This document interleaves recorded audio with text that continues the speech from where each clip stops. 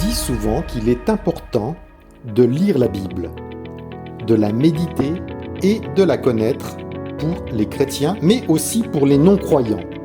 Aujourd'hui, on va voir 7 raisons pour lesquelles vous devriez lire, écouter, étudier et méditer la Bible. La Bible, c'est la parole de Dieu. Alors la première raison, c'est que c'est notre nourriture qui nous donne de la force. Alors on trouve cette explication dans Matthieu 4,4, quand Jésus a été tenté 40 jours dans le désert et après il a eu faim. Et le tentateur est venu lui ordonner que ces pierres se transforment en pain. Alors Jésus a répondu, il est écrit, l'homme ne vit pas seulement de pain, mais de parole de Dieu. La parole de Dieu est notre pain spirituel, c'est notre nourriture. Si pendant quelques jours on ne se nourrit pas, alors on est fatigué. C'est pourquoi il est important de ne pas négliger de se nourrir tous les jours. Et pour la parole de Dieu, c'est pareil. Notre nourriture spirituelle doit se prendre quotidiennement, tous les jours, sinon on peut devenir fatigué et faible. La deuxième raison, c'est que la parole de Dieu est une lampe à nos pieds. Alors on trouve cela dans le verset 105 du psaume 119, qui nous dit « Ta parole est une lampe à mes pieds et une lumière sur mon sentier. » La lampe n'éclaire pas sur une longue distance, mais à quelques mètres seulement, juste pour que nous puissions avancer un peu. J'ai souvent expérimenté que Dieu ne révèle pas tout son plan, mais il nous montre les prochains pas à faire. La parole de Dieu est une lampe qui éclaire notre chemin.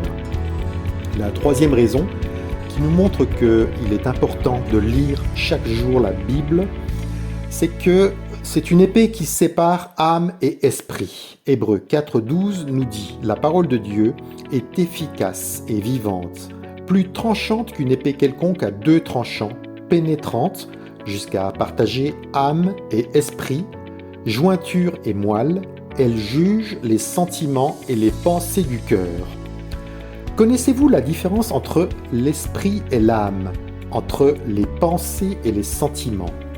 Humainement, c'est plutôt confus. On a du mal à y voir clair.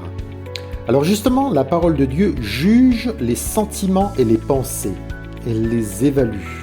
Est-ce que cette pensée vient de Dieu ou de moi ? On a besoin de confronter nos sentiments, nos pensées à la parole de Dieu.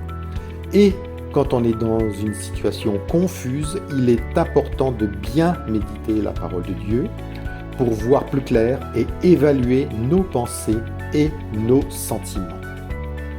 La quatrième raison pour laquelle c'est très important de lire quotidiennement la Bible, de la méditer, de l'écouter, de l'étudier, c'est que c'est un remède pour notre santé. La Bible nous dit que la parole nous apporte la santé physique et mentale et une longue vie. Ah oui, c'est écrit dans Proverbe 4, verset 10, qui nous dit « Écoute, mon fils, accueille mes paroles.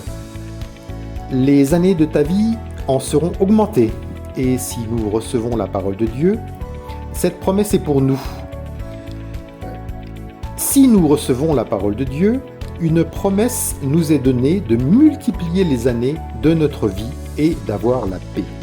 On peut lire le chapitre complet de Proverbe 4 qui est très clair à ce sujet. La cinquième raison qui nous dit que c'est important de lire la parole de Dieu chaque jour, c'est que c'est un moyen de ne pas pécher.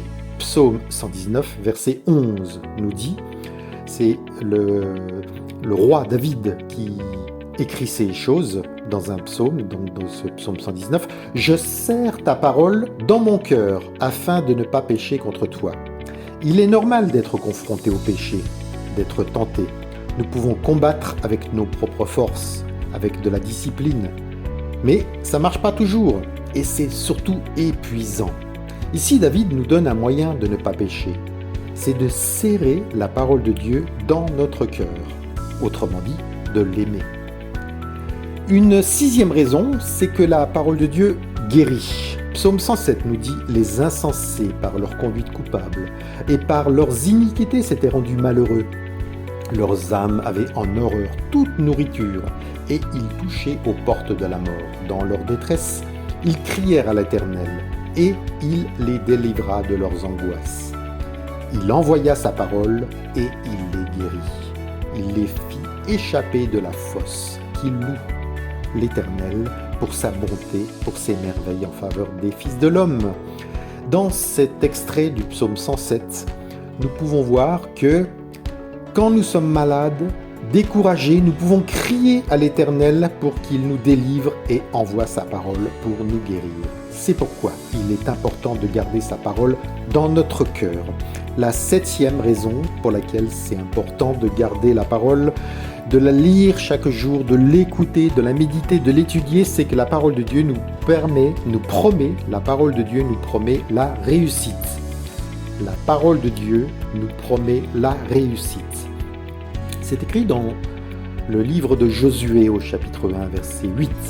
Que ce livre de la loi ne s'éloigne pas de ta bouche. C'est Dieu qui parle carrément à Josué.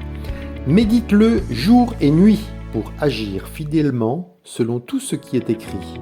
Car c'est alors que tu auras du succès dans tes entreprises et c'est alors que tu réussiras. Si cette promesse elle est valable pour Josué, elle est aussi valable pour nous. Le psaume numéro 1 nous dit environ la même chose. Méditez la loi de l'Éternel, la parole de Dieu, alors on réussit dans nos entreprises. Si tu veux avoir du succès dans tes entreprises, dans tes études, dans ta famille, alors médite la loi de l'Éternel, médite la Bible et alors tu réussiras. Alors pour conclure, on pourrait encore continuer à chercher quels sont les bienfaits de la parole de Dieu. Cette liste n'est pas complète. Je suis sûr que vous avez d'autres choses à compléter, n'est-ce pas? Mais déjà là, on a 7 points qui nous parlent. La parole de Dieu, c'est notre nourriture quotidienne pour nous donner de la force. C'est une lampe pour nous éclairer sur notre chemin. C'est une épée pour évaluer nos sentiments et nos pensées. C'est une vie longue pour recevoir cette parole, et nous pouvons la recevoir. C'est un moyen de ne pas pécher si on est faible dans la tentation, et si on est malade, c'est un moyen de guérison. Enfin, c'est un moyen de réussite dans notre vie, rien que ça. Cette parole de Dieu, nous savons que c'est la Bible, la lire et la méditer, mais aussi ce sont les prédications de l'Église et d'ailleurs. Et nous savons aussi que la parole de Dieu a été incorporée physiquement en Jésus.